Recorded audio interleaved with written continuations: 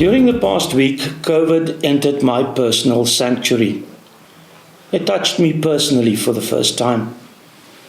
It also shocked the small community in which I live, Claremont. First, we got the sad news that well-loved and respected local GP, Dr. Eustace Moses, 74, died from COVID-related reasons. His wife and receptionist, Maureen, told Regio TV that they were in contact with a COVID-positive patient earlier. Dr. Moses died last Thursday in the Tygerberg Hospital. On Monday came the next blow. Local builder and respected churchman Andrew Arendse died in Worcester Hospital. He was COVID positive. I knew him personally. He was a good man. On Thursday, Andrew's family and the community said farewell. 'n dief kom nooit met 'n groot geraas, almal kan sien hy kom aan nie. So hierdie COVID-19 laat my kom dink aan die dief wat ingekom het in ons familie, in ons gesin, in ons huis.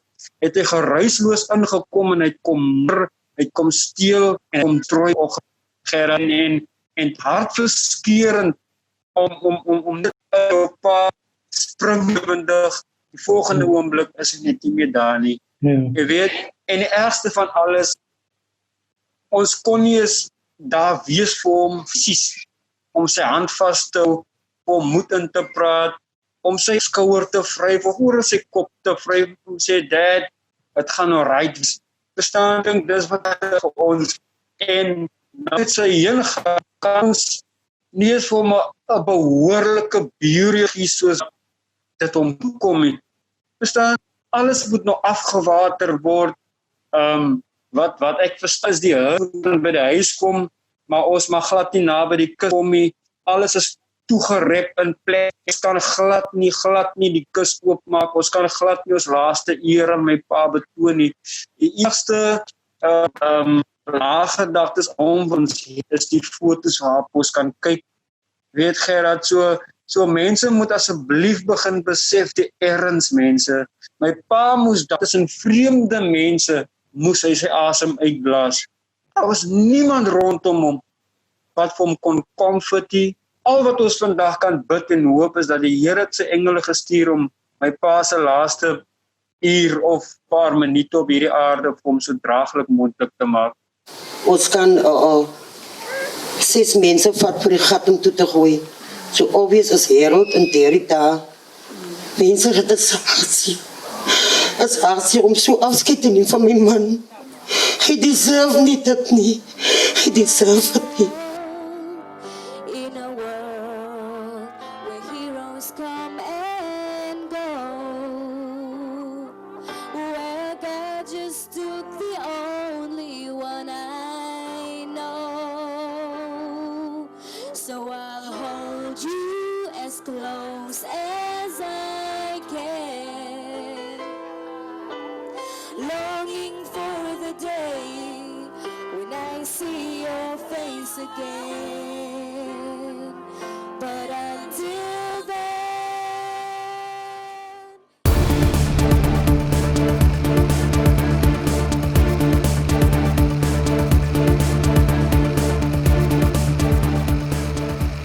met 'n COVID geval, as die hospitaal ons bel en dis 'n COVID positiewe geval, sal daai liggaam klaar geseël word by die hospitaal.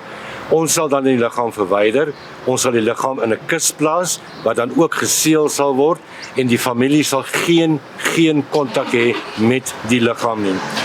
Die personeel alleenlik sal met hulle PPE's aangetrek wees, dit sal die liggaam daarmee hanteer, en die liggaam daarmee seël. As daar 'n diens gehou word, sal die ondernemers PPE clothing aan hê. Die liggaam sal dan op 'n distansie gehou word van die familie af en dan begrawe word. Ongelukkig geen fisiese kontak of mense naby die liggaam nie. Dit geld ook vir gewone begrafnisse. Dit geld ook vir gewone begrafnisse. Daar's ook protokol wat daar in plek is. Ons het net 'n uur kans om die diens klaar te hê. Ook distansies wat gehou moet word by die liggaam. Geen fisiese kontak van die liggaam nie. So ja, dit is nou maar ongelukkig 'n ding waar ons almal moet deurgaan. Dit is hartseer, dit is ekstra trauma, maar ons moet daar deurgaan.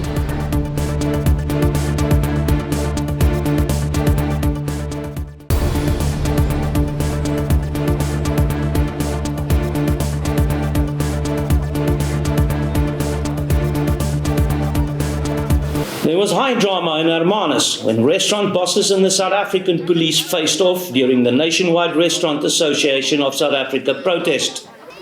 The police and a convoy of municipal law enforcement vehicles arrived soon after the restaurants had started closing off Marine Drive. The police insisted that the tables be moved from the road. The restaurant bosses and the employees, however, stood their ground. I refuse to stop today. We're going to stand together as a restaurants association. We're asking Mr. Williams for 2 hours to make a stand for what we were legal. We were legal. I've received information from the local municipality that this peaceful gathering is not allowed. Just stop there. There's the local municipality talking to me now. So just give me a second. Just give us a second. There's our lawyer. Must I show you the letter? 100%. You see she's standing. This is about the economy of our town. This is about lives, jobs.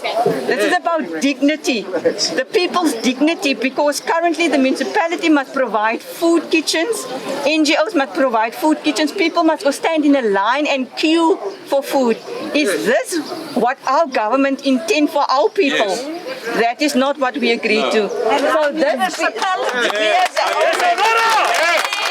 Fair is fair. But all 300 is closed at the moment. People throwing rocks. No, you guys, no, this is unfair. Sir, have you missed a paycheck this month? Exactly. Go and speak to my people before you remove these people. And explain to them. No, come and explain to our people why they go hungry. Sorry, can I get our people go hungry, sir. Can I get him, please? Yes, can I get him? Hungry! Yes!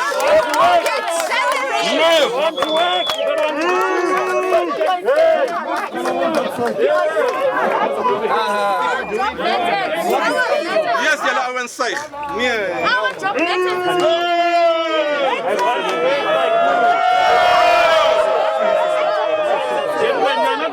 Respect ladies, come on. Hey, respect the ladies on the table, gentlemen. Yes, against you for assault. So wees lekker, hè?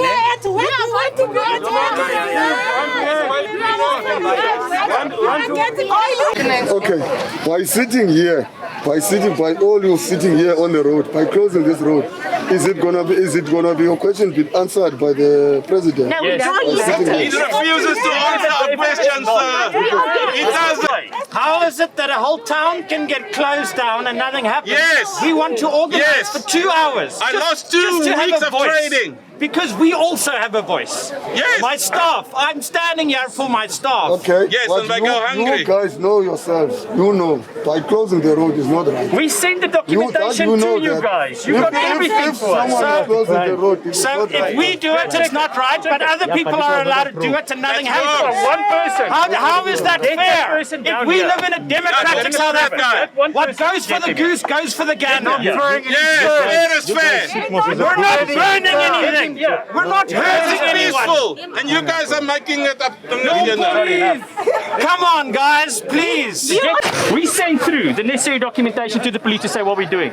We are here because all of us restaurant owners have got, in total, I've got 45 staff members. 37. 37. Anton, let's go. Let's go. Rudolph, let's go. You come So hold on. Yeah, So hold on. So those are mouths that need to be fed. Yes. We're not getting any turnover. We're not getting anything. We are Those are mouths. standing What here. about their families? We're not going to move until 2 o'clock. We're asking you. It's 2 hours, bro. Come on. I've got awesome burgers. I'll give you a burger. Come on. in the process. Come on. 1 hour, 30 minutes. I personally understand. Thank you. So let me give you a burger. There you go.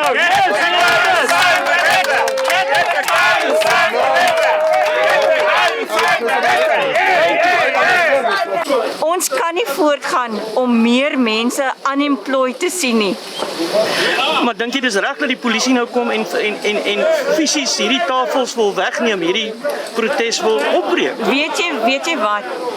As ek kyk na wat gebeur in die hele Suid-Afrika en hoe protesaksies ons infrastruktuur afbreek, is dit my vraag vandag. Watter afbreek kan dit veroorsaak? Ek wil weet die aksie wat hierdie mense neem. Wie word hierdeur benadeel? Dis elke persoon, elke individu, elke organisasie, civil organisation het hulle reg om hulle ontevredenheid, al is dit deur 'n Disaster Management Act en regulasie wat nou geïmplementeer is. Volgens die konstitusie het hulle reg om te wys dat hulle is ontevrede en dit is wat die mense doen. Hier word nie tyres gebrand nie. Mense se lewens is nie in gevaar hier nie. So die aksie wat hulle doen is vreedsaam. So ek wil graag weet watter benefit is daar vir die polisie om hierdie mense nou te remove? What the benefit is that? Each time there's a regulation for COVID coming out, we are hit the hardest. Our Minister Tourism is the one that went to court and asked only BEE compliant companies can get funding, so we can't get funding to help us. We have a 9 o'clock curfew. I have an evening restaurant, a sit-down food restaurant. I can't do takeaways at the price that the franchises are doing. I have a sit-down, a niche restaurant, and I can't serve until 8 o'clock. Without a glass of wine until 8 o'clock, they're killing me.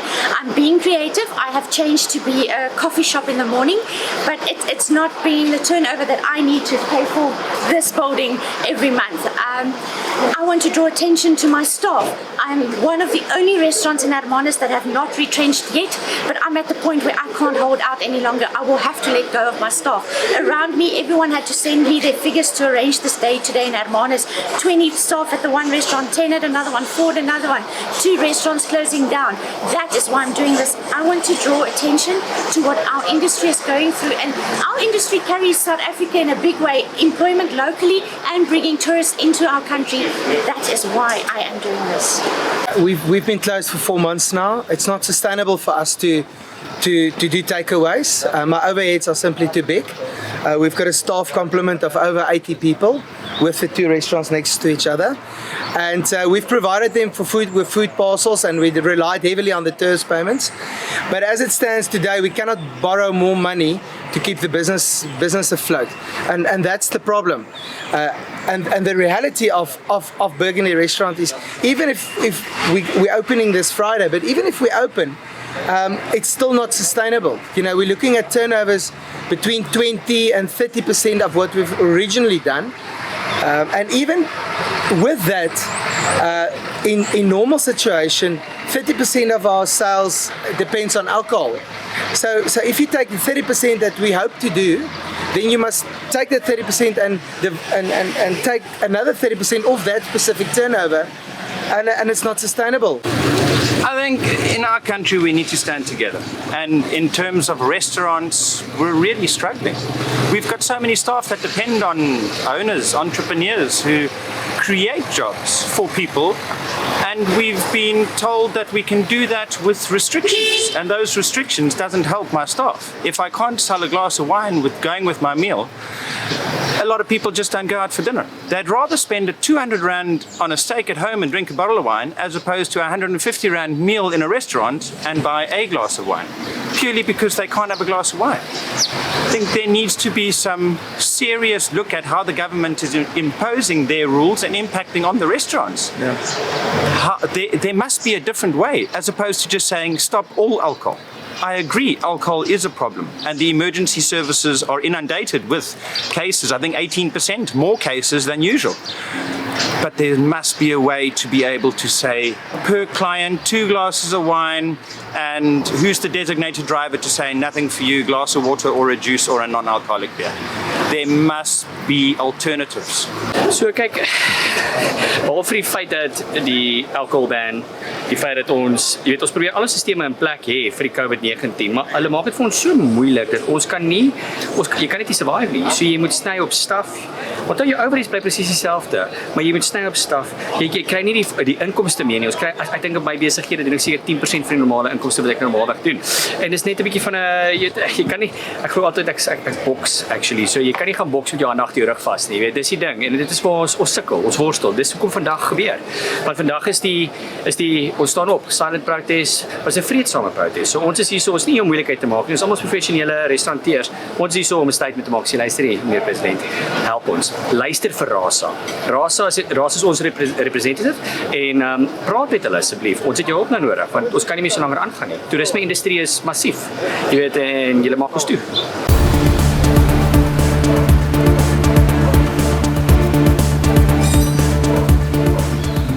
ons wil vir die regering 'n boodskap stuur dat ons is nie tevrede nie. Weet jy, ons kla en mense wend op Facebook, dit help nie. Weet jy, dis 'n tyd dat ons saam staan. Ons gaan nie tyres brand en skole afbrand nie. Partykeer dink ek dis al wanneer hulle luister, as ons skole afbrand en tyres brand. En dit is deel van die gemeenskap waarna daar geluister word. Daar doen ons alles reg, ons doen aansoek by die munisipaliteit, hulle wil vir ons toestemming gee vir Vrydag se. Ons gaan net 'n human chain vorm in die hoofstraat op 'n sypaadjie met 1,5 meter social distancing, met maskers. Dis besigheidseienaars, dis ons staf, dis mense wat honger ly, dis mense wat dit raak al hoe meer kritiek. Ons kan nie so aanhou nie. As jy 'n gym vat, is nog altyd toe. Jy weet, die landlords se huur is nie toe nie. Iewers moet dit terugbetaal word. Die munisipaliteit vat hulle volle rates en taxes. Hulle het volle salarisse verdien. Hulle het nou verhogings gekry, maar hulle sê dadelik ons gaan dit nie toestaan nie. Dit sê net vir my, ek het jou salaris betaal terwyl ek toe was. Ek wil nou opstaan vir my regte en sê, nasionale regering, ons kan nie so aangaan nie. Kyk hierna. En die munisipaliteit sê, sorry, dankie vir my salaris, maar ek stel nie belang nie.